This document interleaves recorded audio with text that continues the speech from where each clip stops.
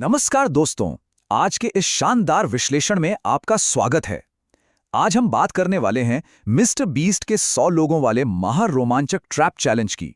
ये कोई आम खेल नहीं है, बल्कि सर्वाइवल और सटीक रणनीति का एक ऐसा चक्रव्यूह है जहां हर कदम पर एक नया और जानलेवा खतरा छिपा है।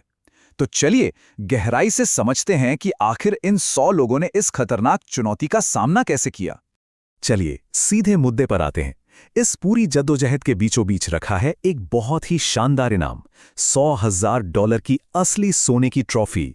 दांव सच में बहुत ऊंचे हैं।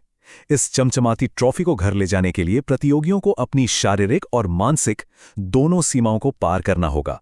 बात अब सिर्फ पैसों की नहीं रह जाती, ये अंत तक किसी भी हाल में टिके रहने के जज्बे की कहानी है। इस पूरे महासंग्राम को 5 खतरनाक पड़ावों में बांटा गया है। पहला है 100 लोगों का ट्रैप, फिर खतरनाक पेंटबॉल भूल भुलैया, कप्तानों की असली परीक्षा, घूमने वाली मशीन का कहर और अंत में फाइनल मैच, कांच के दिल। जैसे जैसे हम आगे बढ़ेंगे आप देखेंगे कि दबाव कैसे और भी जानलेवा होता जाता है। तो शुरुआत करते हैं पहले पड़ाव से। 100 लोगों का पहला ट्रैप, नुकीली चीजों से बचना। सोचिए, खेल की शुरुआत ही कितनी दहशत भरी होती है। पूरे 100 प्रतियोगी अपनी आंखों पर पट्टी बांधे हुए जागते हैं और उन्हें पता चलता है कि ठीक उनके ऊपर से नुकीली कीलों वाली एक विशाल छत तेजी से नीचे आ रही है। उन्हें बिना एक सेकंड गवाए खुद को हुक से खोलकर उस कमरे से बाहर भागना था। सिर्फ इस एक टास्क ने ही प्रतियोगिता को तुरंत आधा कर दिया। 100 लोगों ने शुरुआत की थी, लेकिन छत के टकराने से पहले केवल 51 लोग ही बचकर बाहर आ पाए। इसी से अंदाजा लग जाता है कि यह खेल आगे कितना निर्मम होने वाला था।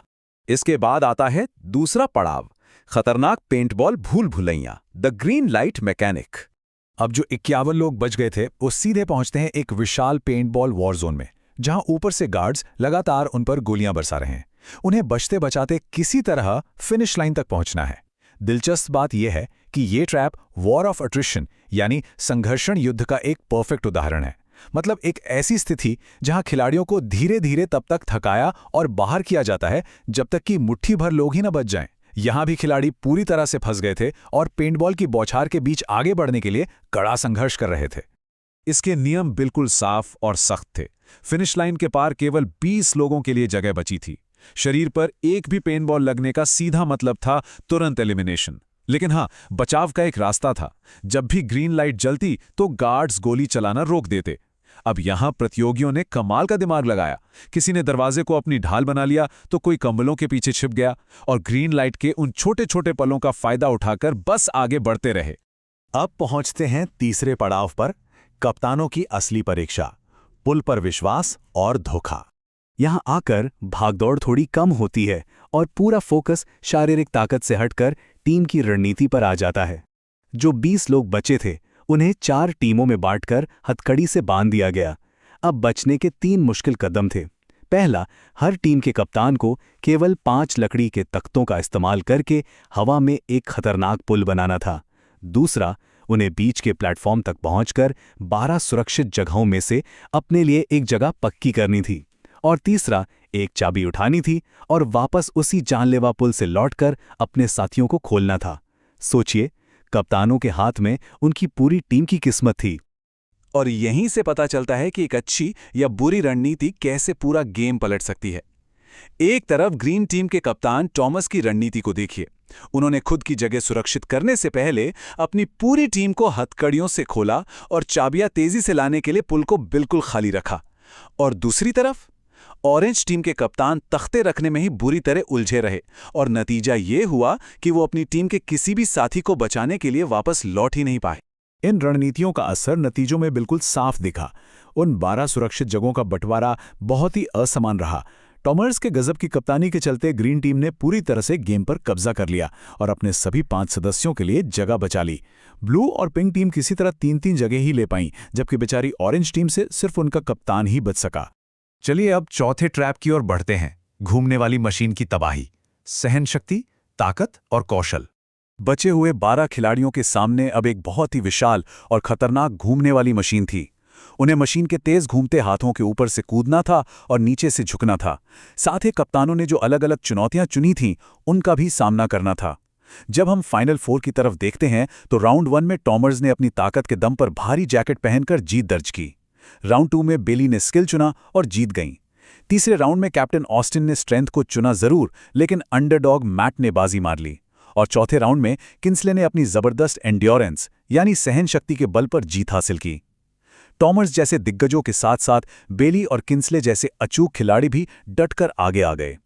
और अब हम पहुंचते हैं फाइनल और सबसे तनावपूर्ण मैच पर, कांच के दिल अंतिम विश्वासघात। ये आखिरी चुनौती शारीरिक ताकत से कहीं ज्यादा एक मनोवैज्ञानिक खेल था। फाइनल 4 खिलाड़ियों को छोटी छोटी तोपें दी गईं और हर किसी के सामने 3 कांच के दिल रख दिए गए।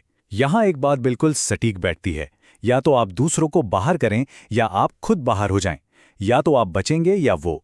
ये वो क्रूर पल था जब सभी को ये कड़वी सच्चाई समझ आ गई कि अब तक का सारा टीम वर्क, सारी दोस्ती सब खत्म हो चुका है। अब जीतने के लिए एक दूसरे के दिलों को ही निशाना बनाना होगा। इस फाइनल मुकाबले में माहौल देखने लायक था। एक तरफ थे टॉमर्स, जो शुरुआत से ही एक स्ट्रैटेजिक पावर हाउस बने हुए थे।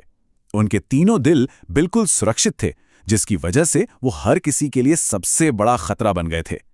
दूसरी तरफ बेली, किंसले और जोसेफ थे।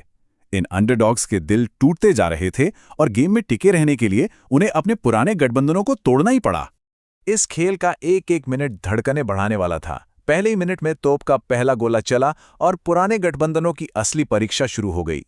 तीसरे मिनट में हालात तब बिगड़े जब बेली के वार के बाद जोसेफ ने जवाबी हमला किया, लेकिन खुद ही बाहर हो गए। फिर 5वें मिनट में गेम पूरी तरह पलट गया।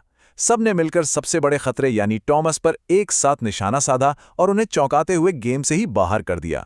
और आखिरकार 7वें मिनट में बेली ने वो आखिरी और विजयी शॉट दागा जिसने सब कुछ खत्म कर दिया। तो सबसे हैरान करने वाली बात ये रही कि 100 प्रतियोगियों के साथ शुरू हुए इस खौफनाक महासंग्राम में अंत में केवल एक ही विजेता बचा, और वो थी बेली। उन्होंने हर मुश्किल, खराब निशानों और जानलेवा दबाव को पार करते हुए इस $1 लाख की विशाल सुनहरी ट्रॉफी को अपने नाम कर लिया।